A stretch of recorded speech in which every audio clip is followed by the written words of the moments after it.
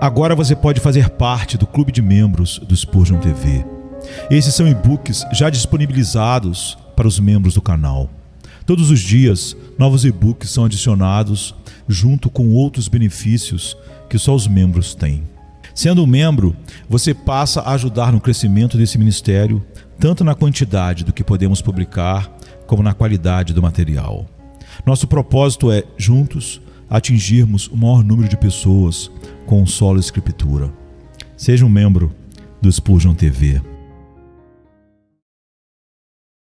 Serei um muro de fogo ao teu redor. Sermão número 1505, pregado na manhã de domingo, 9 de novembro de 1879, por Charles Haddon Spurgeon, no Tabernáculo Metropolitano, em Newington, Londres, Inglaterra. Invoca-me no dia da angústia, eu te livrarei e tu me glorificarás. Salmo 50, verso 15. O Senhor Deus neste salmo é descrito como tendo uma controvérsia com seu povo. Ele convoca o céu e a terra para ouvi-lo enquanto ele profere a sua reprovação. Essa acusação nos mostrará a que o Senhor dá maior valor, pois sua reclamação evidentemente tocará nesse ponto. Somos informados de maneira mais clara que o Senhor não teve nenhuma controvérsia com seu povo a respeito de coisas externas de sua adoração. Ele não os reprova por seus sacrifícios e ofertas queimadas. Ele até fala desses sacrifícios simbólicos e diz: não tirarei nenhum boi de sua casa, nem bodes de seus apriscos. Sua reclamação não se referia à cerimônia visível e rituais externos, e isso mostra que ele não dá tanta importância às coisas externas como a maioria dos homens supõe que ele dê. Sua reclamação era sobre a adoração interior, a adoração da alma, a adoração espiritual. Sua reprovação foi que seu povo não oferecia ações de graças e orações e que sua conduta era tão inconsistente com suas profissões que claramente seus corações não obedeciam às formalidades exteriores dos sacrifícios. Não havia adoração verdadeira na alma. Essa era a essência da acusação contra eles. Eles eram falhos não na religiosidade visível, mas na parte interna e vital da piedade. Eles não tinham verdadeira comunhão com Deus, embora mantivessem a aparência dela em seus cultos e em suas vidas.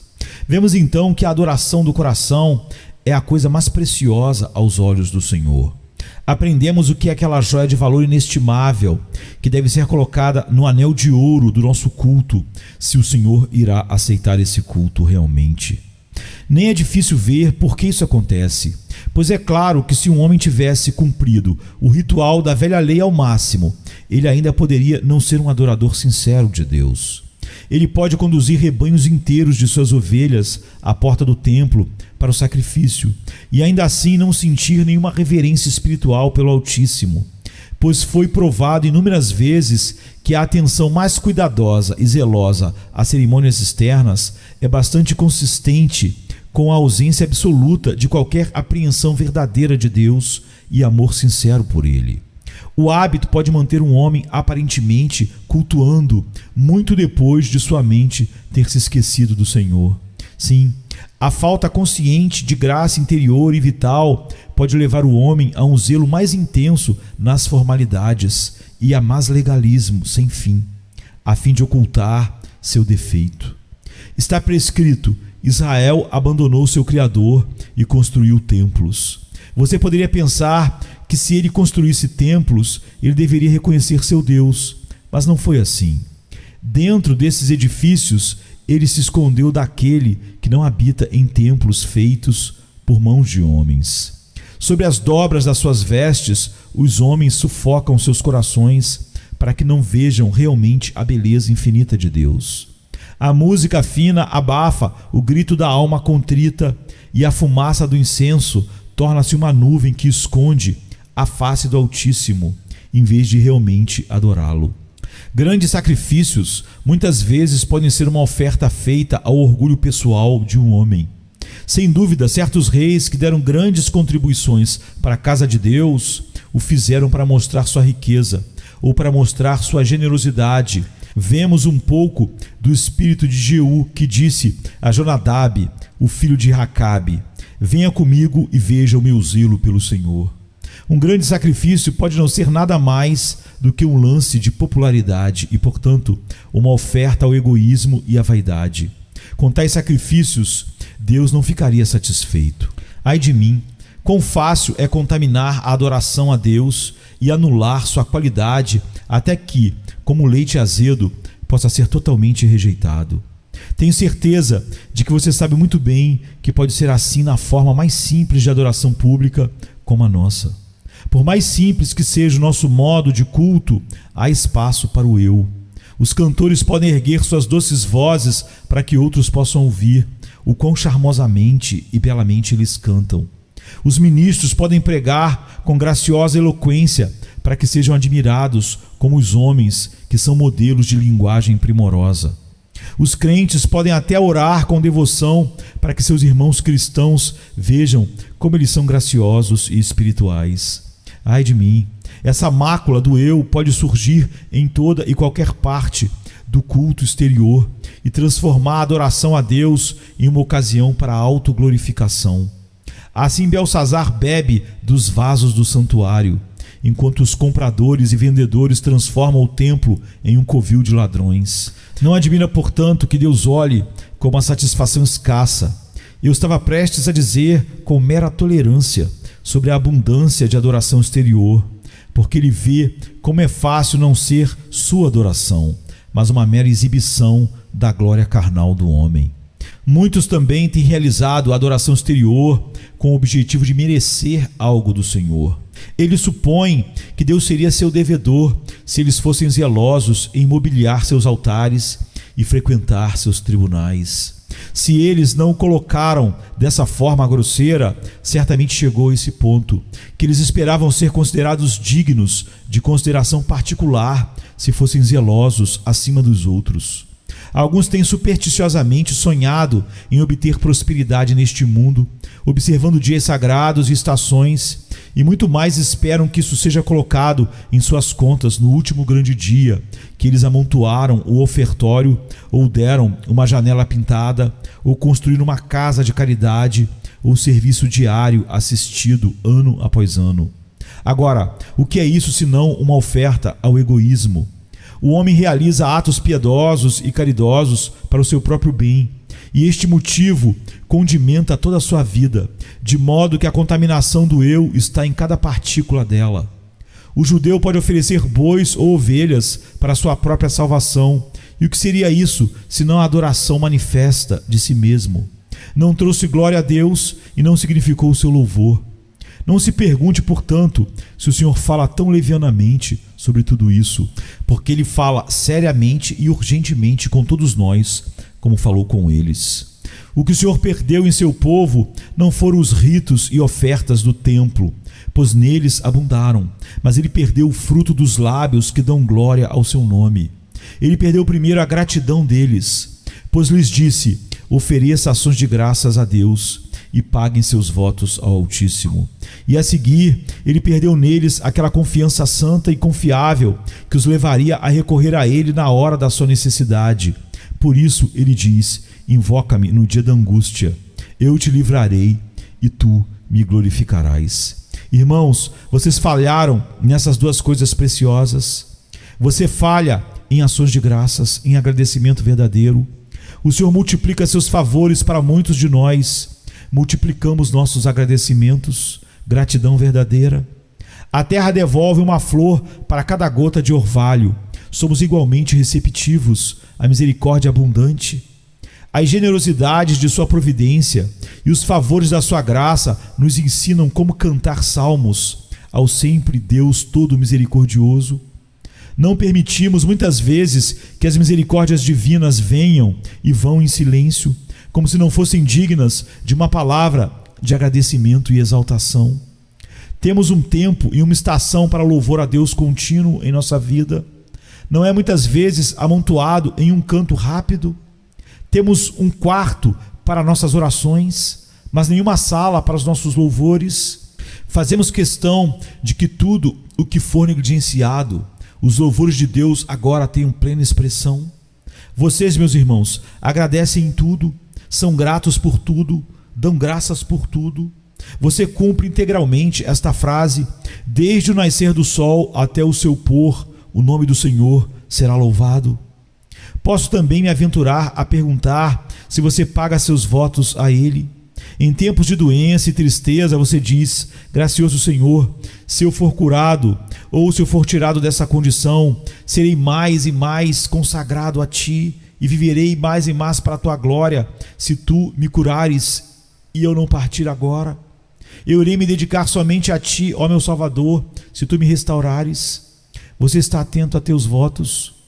É uma questão delicada, mas eu a coloquei de forma incisiva, porque um voto não redimido é uma ferida no coração.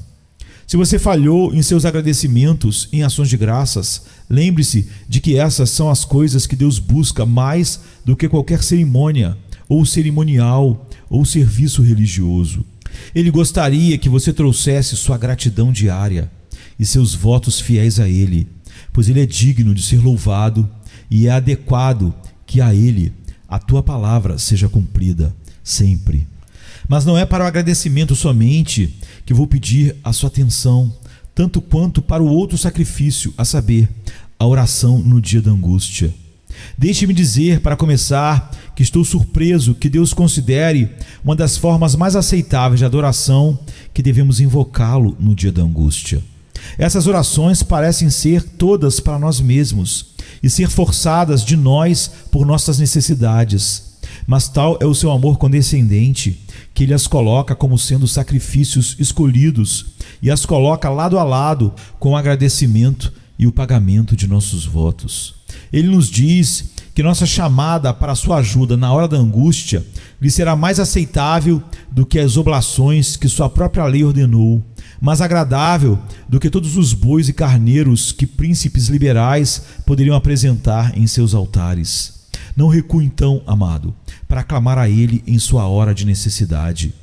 Se isso lhe agrada e é proveitoso para você, você não deve querer uma única palavra minha para estimulá-lo a fazer o que parece tão natural, tão reconfortante, tão benéfico. Nossos gritos de angústia e nossos apelos de esperança são aceitáveis a Deus. Então vamos clamar fortemente a Ele. Alguns de vocês estão nas águas negras, invoque-o. Você está no deserto com fome, invoque-o. Você está na cova dos leões e entre as montanhas dos leopardos, invoque-o. Esteja você em perigo quanto à sua alma ou corpo, não hesite em orar imediatamente, mas diga a si mesmo: por que eu deveria demorar? Deixe-me contar ao Senhor sobre minha dor rapidamente, pois se Ele considera meu chamado um sacrifício digno, com certeza o apresentarei de todo o coração. Que o Espírito Santo, o Consolador, nos capacite a ver que clamar a Deus no dia da angústia traz glória para Ele mesmo.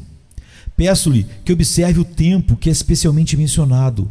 Invocar a Deus a qualquer momento o honra, mas invocá-lo no dia da angústia tem uma marca especial colocada contra ele como peculiarmente agradável ao Senhor, porque rende glória peculiar ao seu nome. Observe então primeiro que quando o homem invoca a Deus sinceramente no dia da angústia, é um reconhecimento verdadeiro de Deus. As devoções externas supõem um Deus, mas a oração no dia da angústia prova que Deus é um fato para o suplicante. O provado suplicante não tem dúvidas de que Deus existe, pois o invoca quando a mera forma não pode trazer conforto. Ele deseja ajuda prática e real e compreende a Deus que o trata como real e apela a Ele para ser seu ajudador. Deus não é um mero nome ou uma superstição para ele. Ele tem certeza de que existe um Deus, pois o invoca verdadeiramente em uma hora em que uma farsa seria uma tragédia e uma impostura uma amarga zombaria. O suplicante aflito percebe que Deus está perto dele, pois ele não invocará alguém que não esteja por perto. Ele tem uma percepção da onipotência de Deus, pela qual ele pede ajuda, e da bondade de Deus, que o levará a ajudar. Você pode ver que ele acredita na oração de Deus, pois o homem não invoca alguém verdadeiramente a quem ele julga ser uma divindade surda, ou cuja mão esteja paralisada e nunca estendida para ajudar. O homem que verdadeiramente invoca a Deus no dia da angústia, evidentemente possui uma crença real e sincera na existência de Deus. em sua personalidade, em seu poder, em sua condescendência e em sua contínua interposição ativa nos assuntos dos homens. Caso contrário, ele não iria invocá-lo. Muitas de suas crenças em Deus são uma espécie de parada religiosa e não a verdadeira caminhada da fé. Muitos têm uma fé festiva que os capacita a repetir o credo e dizer junto com a congregação: eu creio em Deus Todo-Poderoso. Mas na verdade, eles não têm essa crença. Você, meu ouvinte, acredita em Deus Pai Todo-Poderoso quando está em apuros? Você vai ao grande Pai nessas ocasiões e confia nele e espera a ajuda dele? Este é um trabalho real e não uma brincadeira hipócrita. Há um metal sólido sobre a fé que segue o Senhor na escuridão. Clama a Ele quando a vara está em sua mão e olha para Ele não em busca de conforto sentimental na prosperidade, mas em busca de ajuda substancial nas adversidades amargas. O que queremos são fatos e o julgamento é o teste dos fatos. O trabalho da fornalha afiada acaba com o mero fingimento e esse é um dos seus grandes usos. Pois aquela graça verdadeira é como a salamandra, vive no fogo. E se a graça pode viver no fogo, ela é graça de fato. Digo novamente que muitas crenças de fé declaradas publicamente são meras falsidades, que como as folhas das árvores do outono murchariam e cairiam se uma forte geada de inverno passasse sobre elas. Não é assim quando o homem, na hora terrível da sua angústia, se lança sobre Deus e acredita que Ele é capaz de socorrê-lo e ajudá-lo, ou tirando ele da aflição, ou lhe dando graça suficiente para passar por ela. Então, a evidência da verdadeira confiança em um Deus real, em que os olhos da mente veem e se regozijam.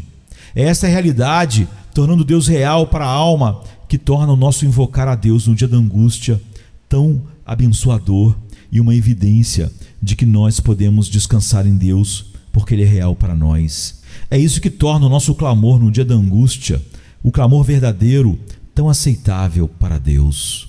Há mais aqui, entretanto, do que esta primeira coisa boa.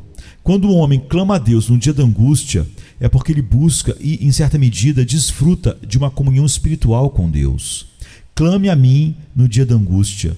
Esse chamado é a linguagem do coração dirigida a Deus. É a alma realmente falando com o grande Pai, além de qualquer dúvida. Como é fácil fazer uma oração sem entrar em contato com Deus, repetir meras palavras.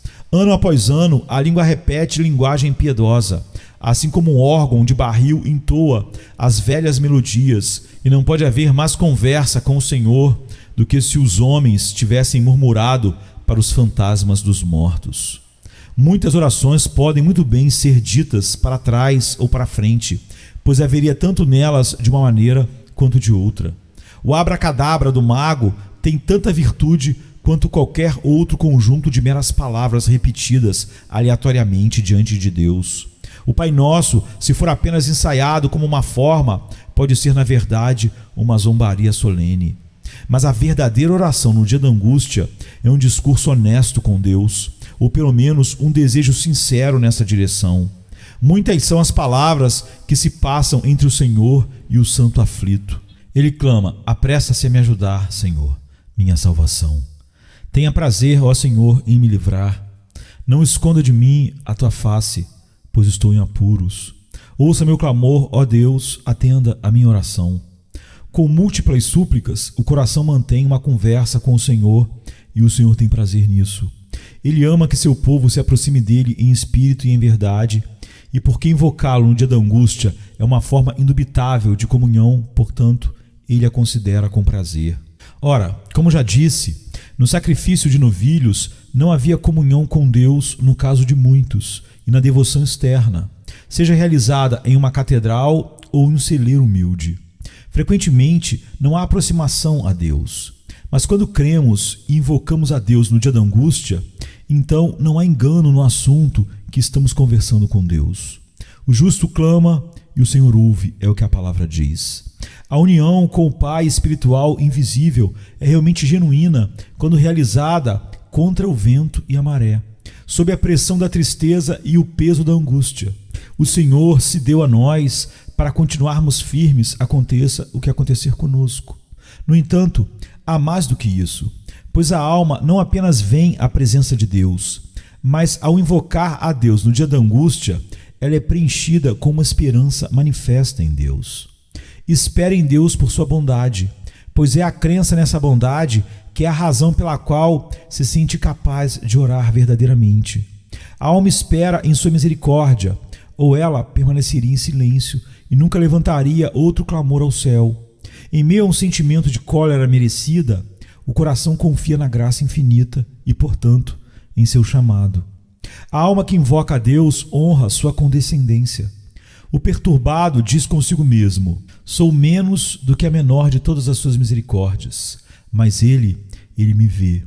Quando considero os céus, a obra dos seus dedos, me pergunto se ele deveria visitar o homem, mas creio que ele o fará e que condescenderá em olhar para os contritos e humildes e livrá-los de suas aflições.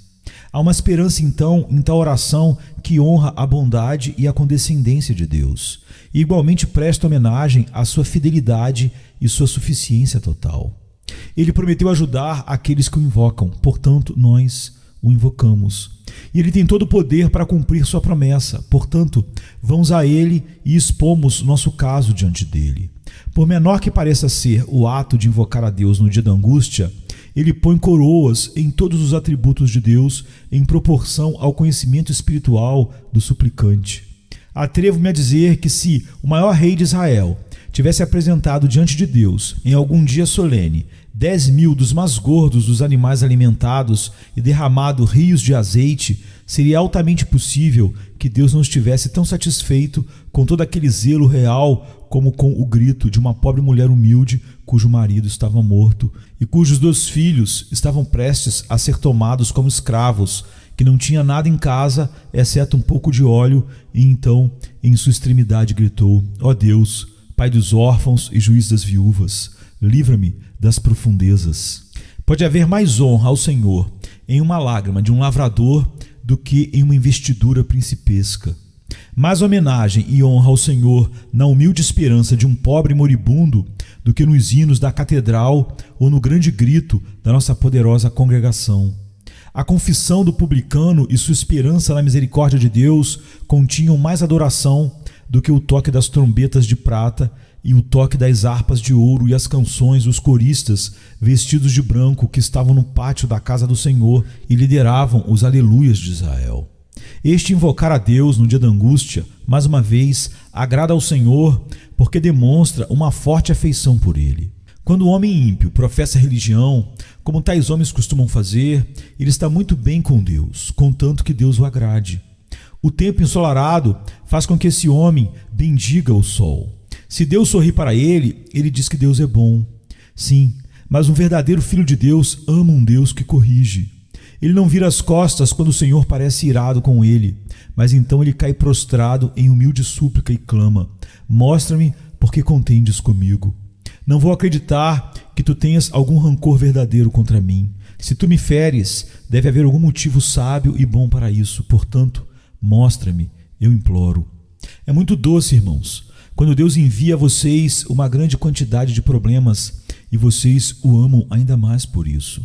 Esta é uma forma segura de provar que o nosso amor não é mercenário, que permanece enquanto recebe o seu preço e vai quando o salário cai. Deus nos livre de termos o amor da recompensa de Balaão e a ganância traiçoeira de Judas. Qualquer cachorro estranho seguirá um homem desde que esse lhe lance um osso ou um pedaço de carne. Mas o cachorro desse próprio homem o seguirá mesmo quando ele estiver brigando e não lhe dando nada, e o bajulará mesmo quando ele falar mais asperamente com ele. Devemos ser verdadeiros cristãos, e esses se mantêm perto de Deus mesmo quando ele está coberto pelo trovão. Cabe a nós desejar que Deus faça o que ele deseja, e a nós cabe invocá-lo no dia da angústia, e não clamar contra ele ou murmurar em tempos difíceis, mas manter nosso coração grato e clamando a ele mesmo no dia da nossa dor e angústia. Eu confiaria em meu Deus tão sem reservas quanto Alexandre confiava em seu amigo, que também era seu médico. O médico preparou um remédio para Alexandre, que estava doente, e a poção ao lado da cama de Alexandre estava colocada para ele beber.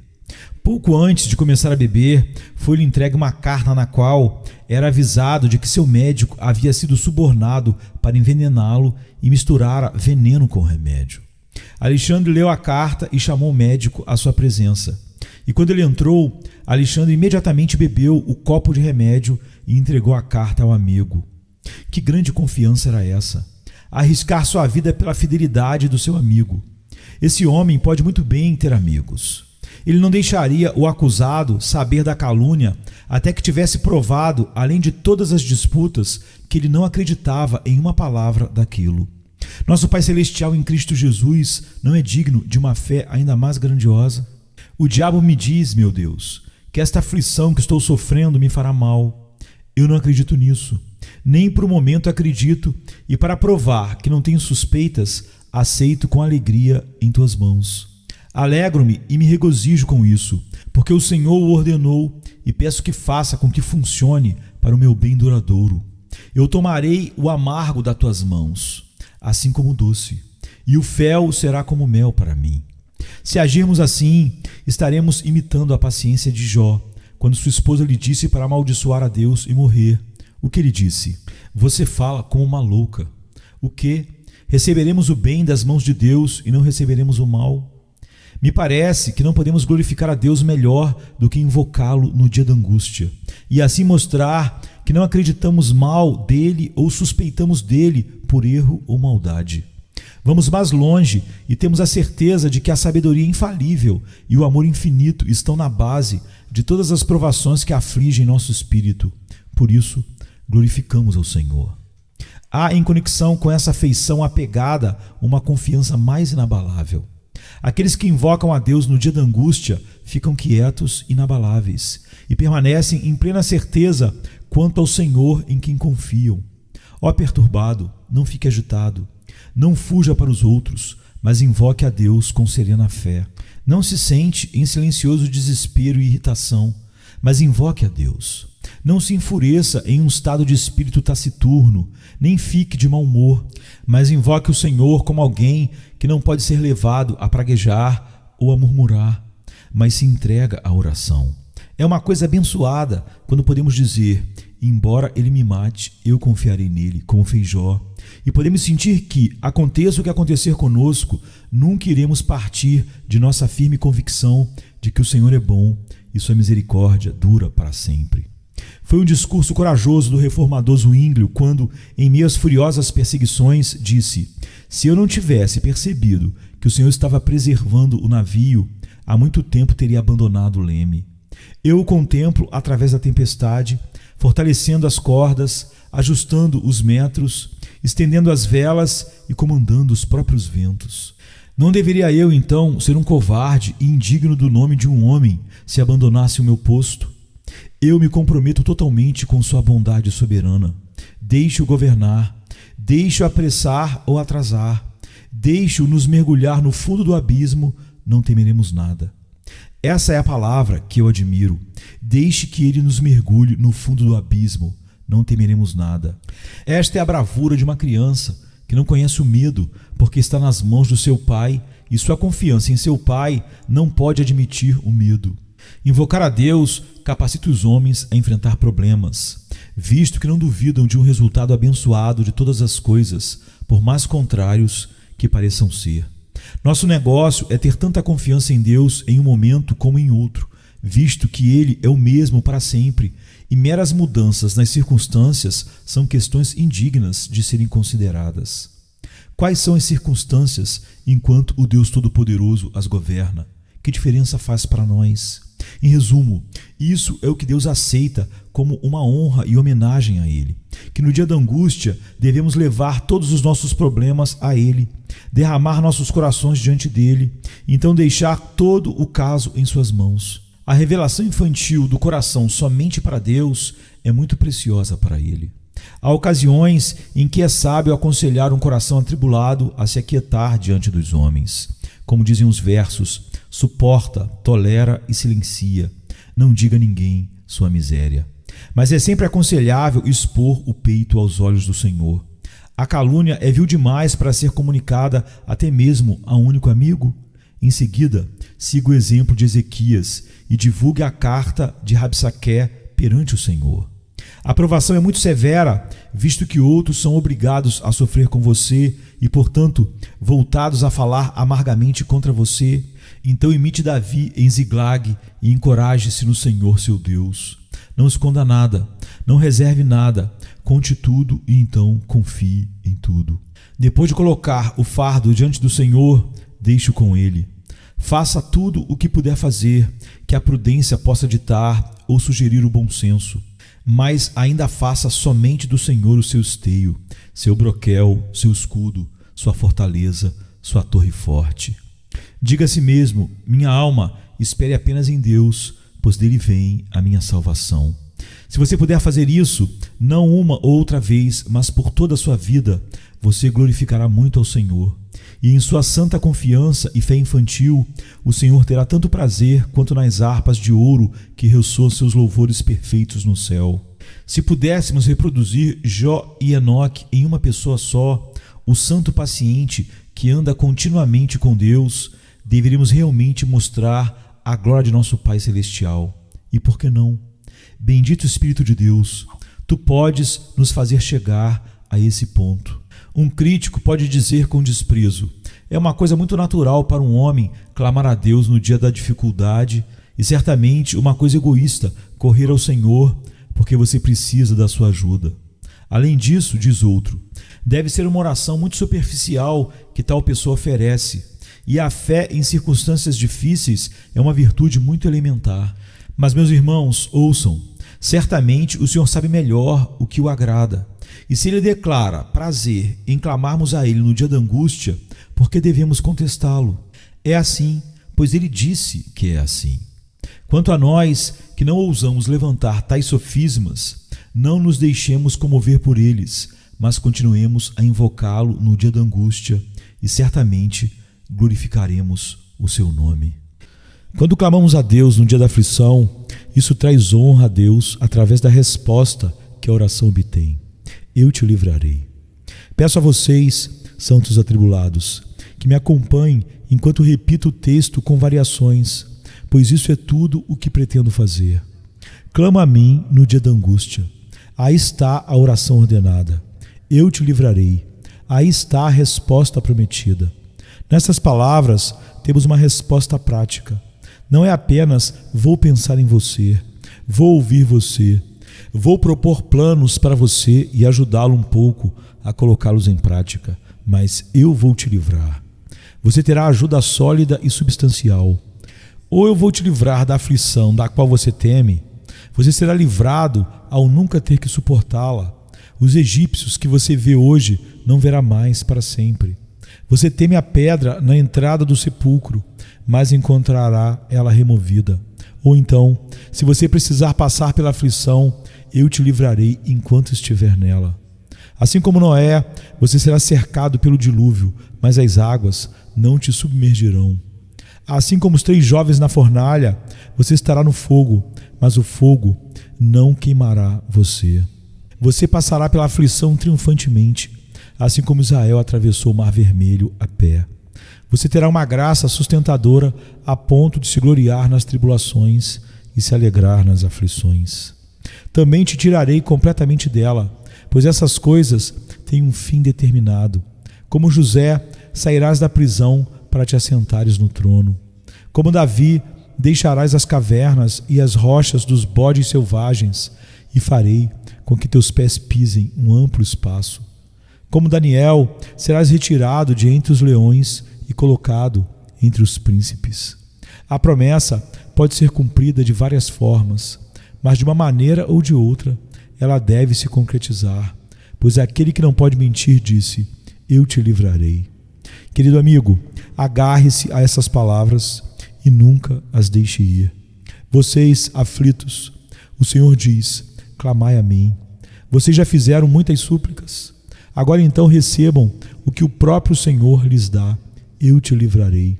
De alguma forma, um caminho de escape deve ser feito, pois a palavra de Deus nunca falha. E ele disse: eu te livrarei. Observe em seguida que é uma resposta positiva. Não é talvez eu te livre, mas sim eu te livrarei. Não é vou tentar fazer isso, mas sim eu te livrarei. Se a incredulidade perguntar, mas como? Amigo, deixe o como com Deus. Os meios e os modos estão com Ele. Ele diz, eu te livrarei.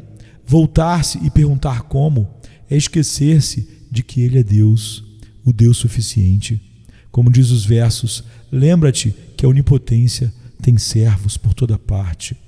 A incredulidade está pronta com suas perguntas e com frequência indaga. Quando? Amigo, deixe o quando com Deus. Ele não nos diz quando, mas a libertação deve vir no momento certo, porque se Ele não nos livrasse até depois de perecermos, não seria uma libertação de forma alguma. Se a libertação viesse tarde demais, seria apenas uma zombaria. A promessa compreende em si mesma a condição implícita de que será uma libertação oportuna, pois caso contrário, como o libertado viveria para glorificar o nome do Senhor? Novamente, eu diria a você, querido amigo, agarre-se a essa promessa. Eu te livrarei. Não deixe que a promessa do meu mestre seja levada embora como as folhas secas das árvores, mas segure-a firmemente, como se fosse pela vida. Agite-a diante de você e seus inimigos fugirão como diante de uma espada de 2 gumes. Cite a palavra divina, eu te livrarei, e legiões de demônios fugirão diante de você. Lembre-se de como Paulo colocou, ele nos livrou de tão grande morte e nos livrará. Nele temos esperança de que ainda nos livrará. Observe em seguida que a promessa é pessoal, eu te livrarei. Não se diz, meus anjos farão isso, mas sim, eu te livrarei. O próprio Senhor Deus se compromete a resgatar o seu povo. Seria um muro de fogo ao teu redor. Eu, o Senhor, o guardo. O regarei a cada momento, para que ninguém lhe faça dano, de noite e de dia o guardarei. Lembre-se também de que é permanente. Alguns de vocês invocaram essa promessa há 50 anos. Ela é tão certa hoje como era naquela época. Se você tem uma nota de banco e a leva ao banco para obter o dinheiro, está feito. Mas as notas do meu mestre se renovam por si mesmas. Você pode invocar sua promessa centenas de vezes, pois sua palavra permanece para sempre. Ela se cumpre apenas para se cumprir novamente. Assim como o poço que jorra constantemente, sempre cheio e fluindo.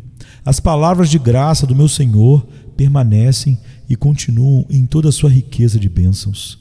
A promessa de Deus feita há 2000 anos é tão válida como se tivesse sido proferida esta manhã e ainda não tivesse sido experimentada por uma única alma. Clama a mim no dia da angústia, eu te livrarei. É uma palavra para este exato momento. Onde você está nesse momento, você que está aflito e desanimado? Você disse agora mesmo, nunca mais serei feliz. Lembre-se dessas palavras. Engula-as com ervas amargas de arrependimento. Confiai no Senhor para sempre, porque o Senhor Deus é uma rocha eterna. Você disse, esse golpe me destruiu. Eu poderia suportar qualquer outra coisa, mas essa prova eu não consigo suportar. Tolo, você sabe o que pode suportar? O que disse o apóstolo? Posso todas as coisas em Cristo que me fortalece.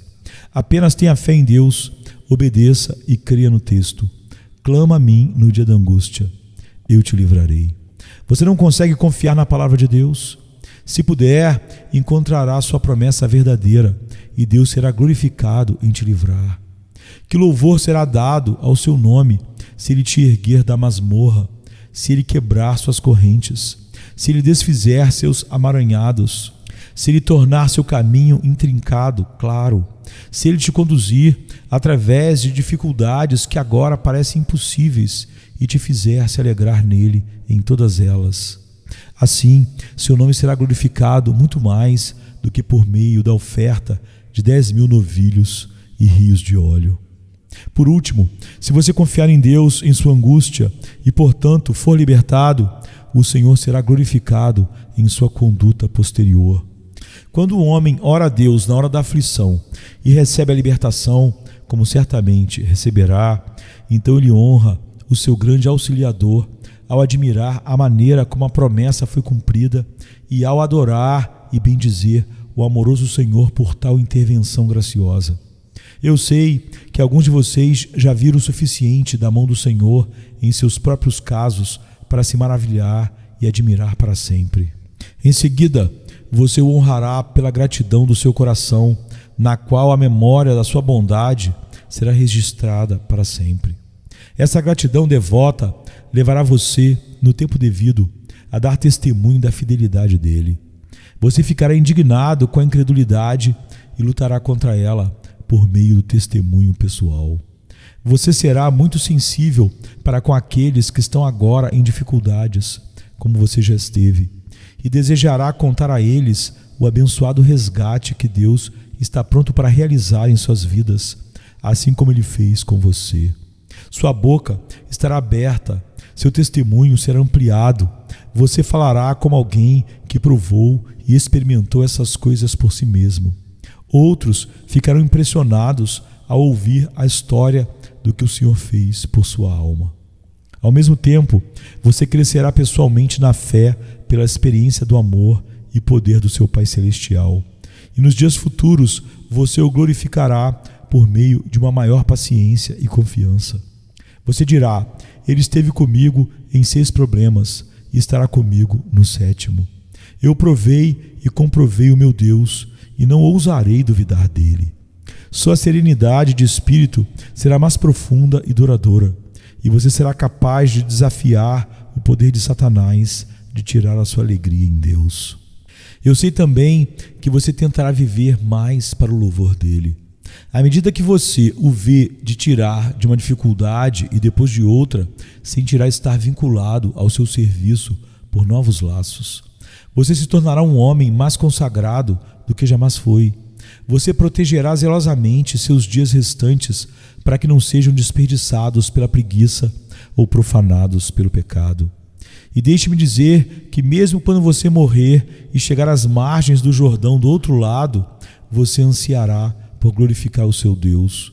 Quando os anjos encontrarem você, não me surpreenderia se uma das primeiras coisas que você fizesse fosse dizer: Espíritos luminosos, anseio contar-lhes o que o Senhor fez por mim. Mesmo enquanto você estiver subindo em direção às portas celestiais, como John Bunyan descreve, não me surpreenderia se você começasse a dizer ao seu guia: ajude-me a cantar, não posso ficar em silêncio. Sinto que devo cantar com arrebatamento e paixão sua bondade amorosa nos céus. Se o brilhante Espírito lembrá-lo de que você está subindo para os coros onde todos os cantores se encontram, você pode responder: sim, mas eu sou um caso especial. Passei por águas tão profundas, fui grandemente afligido. Se há alguém no céu que possa louvá-lo mais do que outro, sou exatamente esse alguém. O anjo sorrirá e dirá: já acompanhei muitos outros até a glória que disseram exatamente a mesma coisa. Nós todos devemos muito à graça de Deus e esperamos louvá-lo da melhor maneira. Alguns de vocês podem pensar que são os mais profundamente devedores do amor, mas eu sei melhor.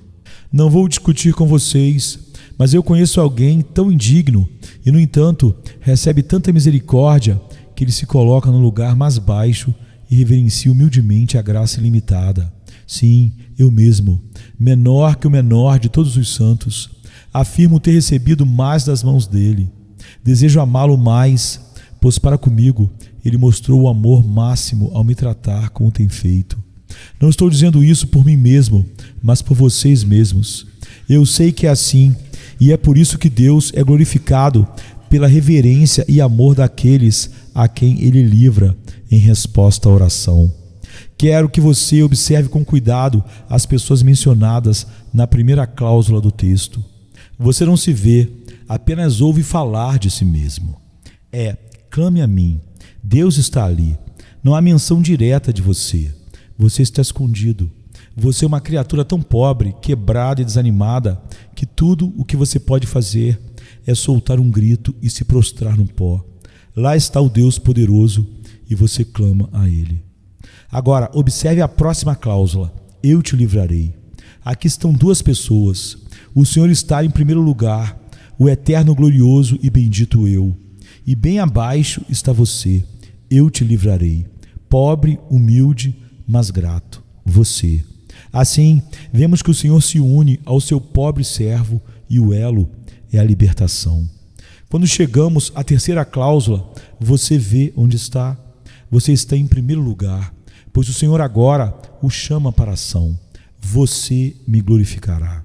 Que coisa maravilhosa!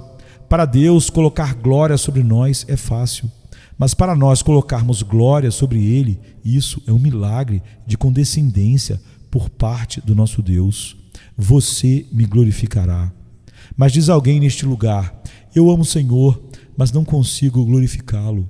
Gostaria de poder pregar, gostaria de poder escrever belos hinos, gostaria de ter uma voz clara para entoar os louvores do Redentor, mas não tenho dons ou talentos e, portanto, nunca serei capaz de glorificá-lo. Escute, um dia você será lançado em dificuldades e, quando estiver em apuros, descobrirá como glorificá-lo. Sua extrema situação será a sua oportunidade. Como uma lâmpada que não brilha durante o dia, você se acenderá na escuridão. Quando o dia de dificuldade chegar, você clamará: Senhor, eu não pude fazer nada por ti, mas tu podes fazer tudo por mim. Eu não sou nada, mas, Senhor, na minha insignificância, pobre eu, confio em ti e me lanço sobre ti. Então você descobrirá que glorificou a Deus por meio de sua fé. Acho que você quase poderia se contentar em ter a dificuldade. Não poderia? Parece que você não poderia glorificá-lo de outra forma. E glorificá-lo é o principal objetivo da sua existência. Alguns cristãos dificilmente teriam trazido qualquer glória a Deus se não tivessem sido conduzidos por caminhos de tristeza e forçados a atravessar mares de aflição. Deus recebe muito pouca glória de muitos professos e teria recebido ainda menos se tivessem sido permitidos que suas almas enferrujassem no conforto. Os santos mais brilhantes devem muito de sua clareza ao fogo e ao polimento. É pela agulha afiada da tristeza que somos bordados com os louvores do Senhor. Devemos ser provados para que o Senhor seja glorificado. Não podemos clamar a Ele no dia da aflição se não tivermos tal dia. E Ele não pode nos livrar se não tivermos problemas dos quais sermos libertos. E não podemos glorificá-lo se não formos feitos para ver o perigo e a necessidade em que Ele manifesta seu amor. Deixo o bendito tema do texto com você, como uma lembrança até nos encontrarmos novamente. O Senhor esteja com você até o romper do dia e até que as sombras se dissipem. Ore também para que Ele permaneça comigo e com todos os meus irmãos do ministério, e que todos nós, no mundo de descanso além, glorifiquemos aquele que então nos terá libertado completamente de todo mal, a quem seja a glória para sempre. Amém. Venha se cansado estás, e eu descanso darei.